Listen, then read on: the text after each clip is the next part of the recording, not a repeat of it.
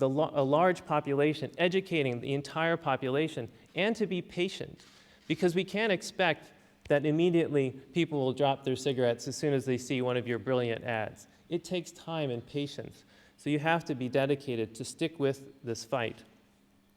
So some of the questions that you need to answer when thinking about implementing a mass media campaign is what level of campaign, what level of awareness do you need to reach, and how long do you have to sustain this campaign to be effective?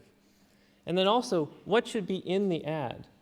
What is the creative strategy that will make people pay attention and really think about changing their behavior? And who is that target audience? Who do you think is susceptible to changing their behavior?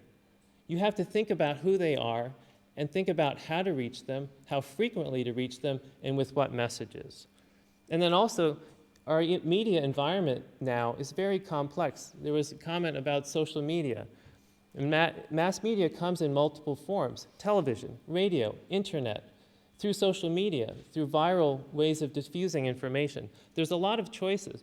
So to leverage the power of the media, you have to really think carefully of how best to do that. So the purpose of this talk is to review the critical issues to attend to if you want to have a successful campaign. I'll summarize the evidence base that exists, as well as talk about some specific examples from the US.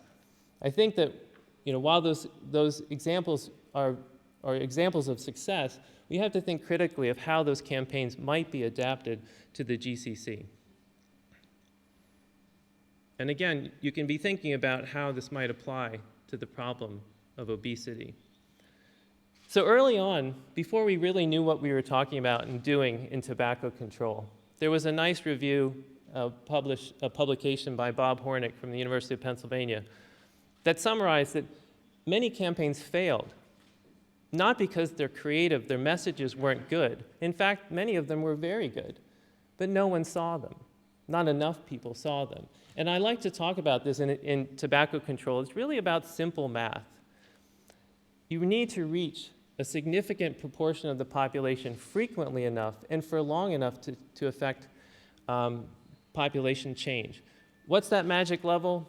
I'm not really sure, but I've always tried to say that it's at least 60% of the population.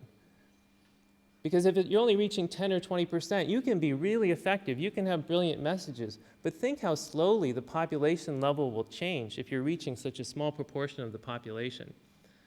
And US CDC best practices recommends that you reach 75 to 85% of your target population to have a behavior change. And then also you have to be patient. From the day